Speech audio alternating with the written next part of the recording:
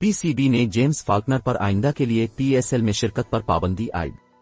Lahore. Web desk. Pakistan cricket board PCB से और Quetta Gladiators ने फाल्कनर के बयान को गलत और अफसोसनाक करार देते हुए मुश्तरका एलामिया जारी किया, जिसमें वाज़ेह किया गया है कि फाल्कनर आइंदा किसी भी पीएसएल सीजन का हिस्सा नहीं बनेंगे।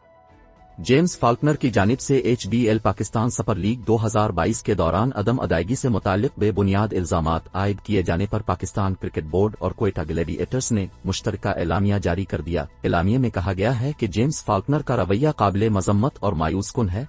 Faulkner HBL Pakistan super league 2021 के अबूजहबी मरहले का भी हिस्सा थे, जहां शरीक दीगर तमाम अरकान के हमरा उनके साथ भी एहतराम का रवैया इख्तियार किया गया। एलामिया में वाज़ेह किया गया है कि एचबीएल पीएसएल की 7 साला तारीख में किसी भी खिलाड़ी ने कभी भी अदम अदायगी की शिकायत नहीं की। इसके बरक्स तमाम खिलाड़ियों ने हमेशा पीसीबी की कोशिशों को सराहा। इनमें से ज्यादातर खिलाड़ी 2016 से एचबीएल पीएसएल का हिस्सा है।